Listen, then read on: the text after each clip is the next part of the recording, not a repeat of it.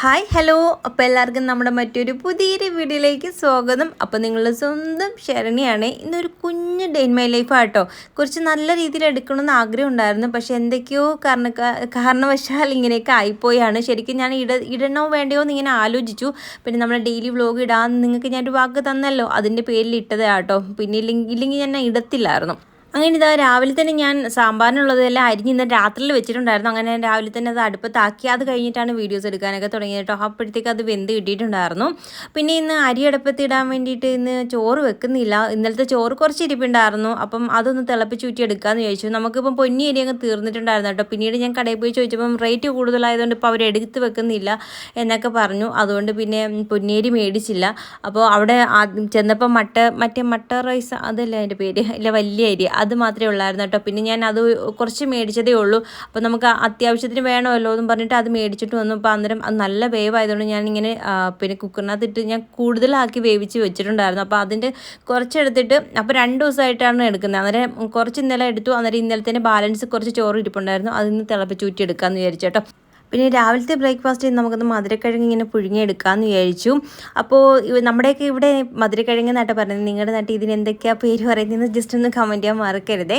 അങ്ങനെ ഇതാ പിന്നെ അതൊന്ന് ചുരണ്ടിയൊക്കെ എടുത്തു. അത് കഴിഞ്ഞിട്ടൊന്ന് കഴുകി വൃത്തിയാക്കിയിട്ട് ഇഡ്ഡലി പാത്രത്തിനകത്ത് വെച്ചിട്ട് ഇങ്ങനെ ആവി കയറ്റി എടുക്കാനെന്ന് ഇങ്ങനെ അമ്മ പറഞ്ഞു കേട്ടോ. അതാണ് നല്ലതെന്നും പറഞ്ഞിട്ട് അങ്ങനെ പിന്നെ ഞാൻ അത് അങ്ങനെയാണ് ചെയ്യുന്നത്. അല്ലാതെ ഞാൻ ഈ വെള്ളത്തിലിട്ട് ഇങ്ങനെ വേവിക്കുന്നതായിട്ടാണ് എൻ്റെ ഓർമ്മയിൽ. ഇത് ഞാൻ ഫസ്റ്റ് ടൈമാണ് ഇങ്ങനെ വെക്കുന്നത്. പക്ഷെ നന്നായിട്ട് വെന്ത് കിട്ടിയിട്ടുണ്ടായിരുന്നു കേട്ടോ.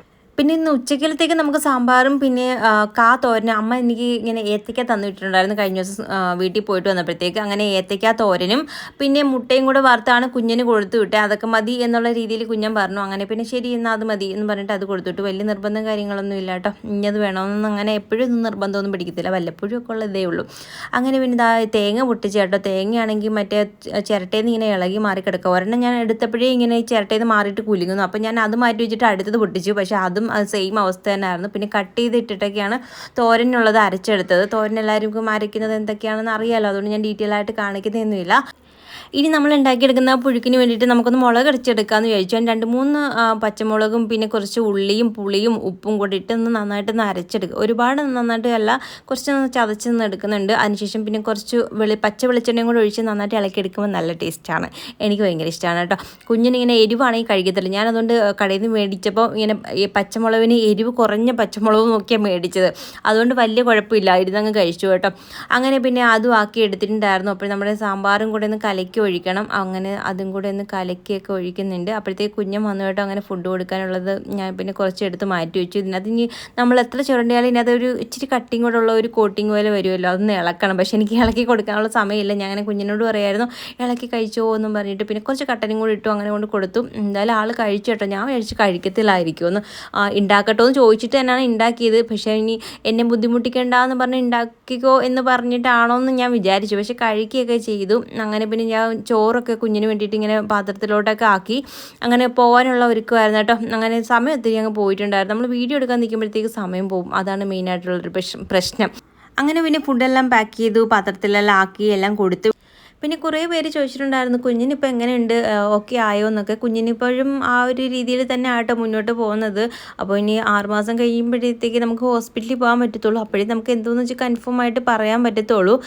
പിന്നെ ഇപ്പം നമ്മൾ കഴിഞ്ഞ ഒരു കരുനാഗപ്പള്ളി ഹോസ്പിറ്റലിൽ കഴിഞ്ഞ ദിവസം പോയിട്ടുണ്ടായിരുന്നല്ലോ, കഴിഞ്ഞൊരു പ്രാവശ്യം പോയിട്ടുണ്ടായിരുന്നു. ആ ഒരു സമയത്ത് അവിടുന്ന് ഡോക്ടർ നോക്കിയിട്ട് പറഞ്ഞത് ഇനിയൊരു സർജറി ചിലപ്പം ഉണ്ടാവാം ഭാവിയിൽ എന്നുള്ള രീതിയിലാണ്. ഉണ്ടാവാതിരിക്കാൻ നിങ്ങളും കൂടെ ഒന്ന് പ്രാർത്ഥിക്കണം കേട്ടോ. എൻ്റെ പ്രാർത്ഥനകൾ ദൈവം കേൾക്കുന്നുണ്ടോ ഇല്ലയോ എന്ന് എനിക്ക് അറിയത്തില്ല. പക്ഷെ നിങ്ങളും കൂടെ എൻ്റെ കുഞ്ഞിന് വേണ്ടിയിട്ടൊന്ന് പ്രാർത്ഥിക്കണം. ഇനിയൊരു സർജറി ആ ശരീരത്തിൽ ഉണ്ടാവില്ലേന്ന്. കാരണം ഇപ്പം തന്നെ ഏറെയായി. അപ്പോൾ ആ ഒരു സമയത്ത് തന്നെ അനുഭവിച്ച വേദനകൾ ഒരുപാടാണ് കേട്ടോ. ഒരുപാട് വേദനകൾ അനുഭവിച്ചത് ഈ ഒരു നിലയിൽ ഇപ്പം വന്ന് നിൽക്കുന്നു. ഇപ്പോഴും വേദനകളാണ്. ഇപ്പോൾ കാലിനായാലും നടുവിനൊക്കെ ആയാലും കുഞ്ഞിനിങ്ങനെ ഇടയ്ക്കിടയ്ക്ക് വേദന വരാറുണ്ട്. അപ്പം ഇതിൽ നിന്നൊക്കെ ഒരു മോചനം എന്തായാലും ദൈവം തരണമല്ലോ. അപ്പോൾ ഇനിയെങ്കിലും ഒരു സർജറിയും കാര്യങ്ങളൊന്നും ഇല്ലാതെ വേഗം തന്നെ സുഖം പ്രാപിക്കട്ടെ എന്ന് ഞാനിങ്ങനെ പ്രാർത്ഥിക്കുകയാണ്. അപ്പോൾ എൻ്റെ പ്രാർത്ഥനയോട് നിങ്ങളുടെയും പ്രാർത്ഥനകൾ കുഞ്ഞിന് വേണ്ടിയിട്ട് ഉണ്ടാവണം കേട്ടോ. അപ്പോൾ അങ്ങനെയൊക്കെയാണ് ഇപ്പം ആ ഒരു ഇരിക്കുന്നത് തന്നെ. അപ്പം ഇപ്പോൾ ഇന്നും വയ്യാതെയൊക്കെ ഇരിക്കുമായിരുന്നു, പോകണം എന്നുള്ളൊരു ചിന്തയൊന്നും ഇല്ല. എന്നിട്ട് ഞാൻ പറഞ്ഞായിരുന്നു വയ്യെങ്കിൽ പോകണ്ട എന്നൊക്കെ, ലീവ് എടുക്ക് എന്ന് പറയുമ്പോൾ അങ്ങനെ ഇരുന്നിട്ട് ഇപ്പം എന്ത് ചെയ്യാൻ പറ്റും, ഓരോ കാര്യങ്ങളല്ലേ, പോയേ പറ്റത്തുള്ളൂ എന്നും പറഞ്ഞിട്ടങ്ങ് ഇറങ്ങിപ്പോയേട്ടോ. ശരിക്കും പറഞ്ഞാൽ പാവം തോന്നും കുഞ്ഞും പോകുമ്പോൾ. പോകണ്ടെന്നിങ്ങനെ പറഞ്ഞാലും കുഞ്ഞിനങ്ങ് പോകും വയ്യെങ്കിലും. അപ്പോൾ നമ്മുടെ കാര്യങ്ങളൊക്കെ അല്ലെങ്കിൽ എങ്ങനെ നടന്നു പോകുന്നത് എന്നൊക്കെ പറഞ്ഞങ്ങ് പോകുന്നതാട്ടോ. എന്താ ചെയ്യാനാ, എനിക്കങ്ങ് സങ്കടമാണ്. എല്ലാം വെച്ച് നോക്കുമ്പോൾ നമുക്ക് ഓരോ സങ്കടങ്ങളും കാര്യങ്ങളൊക്കെ ഇല്ലേ, അങ്ങനെയൊക്കെ അങ്ങ് പോവുകയാണ്. അപ്പോൾ ഇതാ ഞാൻ കുറച്ച് പാത്രങ്ങളൊക്കെ ഉണ്ടായിരുന്നു കേട്ടോ കഴുകി പറക്കാൻ വേണ്ടിയിട്ട്. അങ്ങനെ പിന്നെ അതൊക്കെ ഒന്ന് കഴുകി പറക്കിയിട്ട് പിന്നെ ഞാൻ ഫുഡ് കഴിക്കാൻ വേണ്ടിയിട്ട് വന്നു. കുറേ നാളിന് ശേഷം കേട്ടോ ഈ മധുരക്കിഴങ്ങ് കിട്ടുന്ന എനിക്ക്. ഇടയ്ക്ക് കാണുമ്പോൾ വാങ്ങിക്കണമെന്നുണ്ട്, പക്ഷേ ഈ കുഞ്ഞിന് അങ്ങനെ കഴിക്കത്തില്ല. നമ്മളിപ്പോൾ അവിടെ നിന്ന സമയത്ത് ഈ കുഞ്ഞിന് കൊടുത്ത കുഞ്ഞും കഴിക്കത്തൊന്നും ഇല്ലായിരുന്നു. അപ്പം ഞാനിങ്ങനെ വാങ്ങിക്കാത്തത് എനിക്ക് വേണ്ടി മാത്രം വാങ്ങിച്ചിട്ട് പിന്നെ എന്ത് ചെയ്യാനാ, എനിക്കങ്ങനെ തന്നെ കഴിക്കാൻ എനിക്ക് മനസ്സ് വരത്തില്ല കേട്ടോ. അപ്പോൾ കുഞ്ഞിനും കൂടെ കഴിക്കുന്നത് വെച്ചിട്ടാണ് ഞാനും എന്തെങ്കിലും മേടിക്കുന്നത് തന്നെ. അല്ലെങ്കിൽ എനിക്കത് നമ്മൾ തന്നെ കഴിക്കുമ്പോൾ ഒരു ബുദ്ധിമുട്ട് ഫീൽ ചെയ്യത്തില്ലേ, അതുകൊണ്ട് എനിക്കിഷ്ടമുള്ള അങ്ങനെ എന്തെങ്കിലും ഉണ്ടെങ്കിൽ ഞാൻ മേടിക്കത്തില്ല. കുഞ്ഞിനും കൂടെ കഴിക്കോ ഇല്ലയോ എന്ന് ചോദിച്ചിട്ട് മാത്രമേ വാങ്ങിക്കത്തുള്ളൂ. ഇപ്പം ഞാൻ ചോദിച്ചപ്പോൾ എൻ്റെ അടുത്ത് പറഞ്ഞു മേടിക്ക്, നമുക്ക് ഉണ്ടാക്കാം എന്നിങ്ങനെ പറഞ്ഞു. അപ്പോൾ പിന്നെ ഞാനിതൊന്നും നോക്കിയില്ല, അങ്ങനെ മേടിച്ച കേട്ടോ. പക്ഷേ ഒരുപാട് നാളിന് ശേഷമാണ് കഴിക്കുന്നത്. കേടുണ്ടായിരുന്നു ഒരുപാട്, അതിനകത്ത് ഇങ്ങനെ വെട്ടൊക്കെ കൊണ്ടിട്ട് ഇങ്ങനെ കേടൊക്കെ ഉണ്ടായിരുന്നു. അതുകൊണ്ട് കുറേയൊക്കെ അങ്ങ് ചീത്തയായി പോയേട്ടോ, കുറച്ചേ അതിൽ നിന്ന് കിട്ടിയോളും.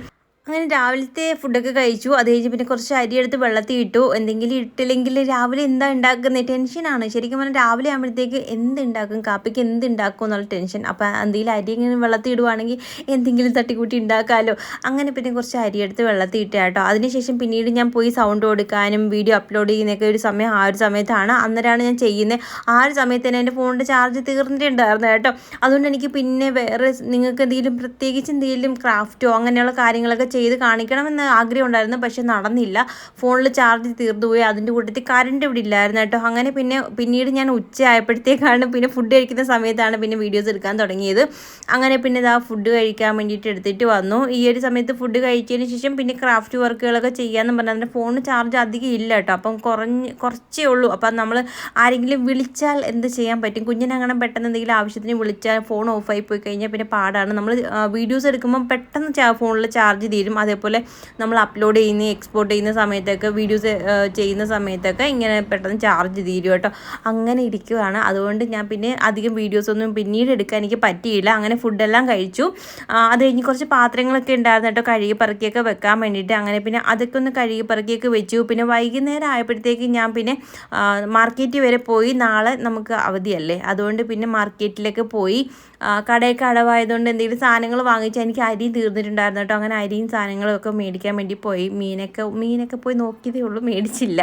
അങ്ങനെ പിന്നെ കുറച്ച് പഴവും പച്ചക്കറിയും അങ്ങനെയൊക്കെ സാധനങ്ങളൊക്കെ വാങ്ങിച്ചിട്ട് വന്നിട്ടുണ്ടായിരുന്നു. ഞാൻ വരുന്നതിന് മുന്നേ കുഞ്ഞൻ വന്നിട്ടുണ്ടായിരുന്നു. ഞാൻ കുറച്ച് ലേറ്റായിട്ടാണ് പോയത്, കാരണം എനിക്കങ്ങ് ഭയങ്കര ഒരു ബുദ്ധിമുട്ട്, തല കറക്കം പോലെ ഫീൽ ചെയ്തു. അപ്പോൾ പോകുന്ന വഴിക്ക് അങ്ങനെ എവിടെയും മറിഞ്ഞടിച്ച് വീണാൽ പിന്നെ എന്താ ചെയ്യുക. അതുകൊണ്ട് ഞാൻ പിന്നെ കുറച്ച് കഴിഞ്ഞിട്ടാട്ടോ, പോകണ്ട എന്ന് വിചാരിച്ചു. പിന്നെ നാളത്തേക്ക് ചോറ് വെക്കാൻ അരി ഇല്ലാത്തതുകൊണ്ട് പിന്നെ അങ്ങ് പോയേട്ടോ.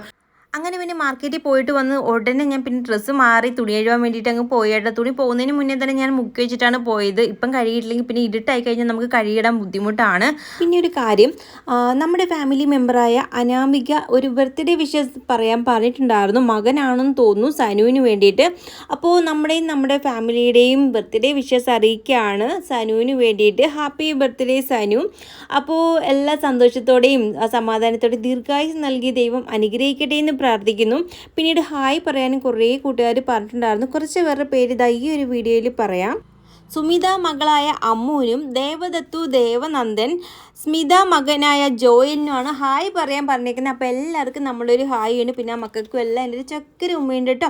പിന്നെ ബാക്കിയുള്ളവരൊക്കെ പേരുകൾ അടുത്തടുത്ത് വീഡിയോയിലായിട്ട് പറയുന്നതായിരിക്കും. അങ്ങനെ വൈകുന്നേരം ആയപ്പോഴത്തേക്ക് ചായയൊക്കെ ഇട്ടു, തുണി കഴുകിയിട്ട് വന്നിട്ട്. അങ്ങനെ പിന്നെ പഴമൊക്കെ ഇരിപ്പുണ്ടായിരുന്നു. പിന്നെ അതൊക്കെ ആയിട്ട് കട്ടനൊക്കെ ആയിരുന്നു കേട്ടോ. അങ്ങനെ അതും കഴിച്ചു. അത് കഴിഞ്ഞ് കുറച്ച് കഴിഞ്ഞപ്പം എൻ്റെ കുഞ്ഞിനിപ്പോൾ ഇടയ്ക്കിടയ്ക്കായിട്ട് ഷാർജ ഉണ്ടാക്കണം എന്ന് ഇങ്ങനെ പറയുന്നുണ്ട് കേട്ടോ. അങ്ങനെ പിന്നെ ഇന്നും ഷാർജ ഉണ്ടാക്കാമെന്ന് വിചാരിച്ചു. അങ്ങനെ ഞാൻ പഴം വാങ്ങിച്ചിട്ട് വന്നിട്ട് ഷാർജ അടിച്ചു. അങ്ങനെ പിന്നെ ഞങ്ങൾ ഷാർജയൊക്കെ അടിച്ചിട്ട് പിന്നെ ഞങ്ങളിരുന്ന് കുടിച്ചു.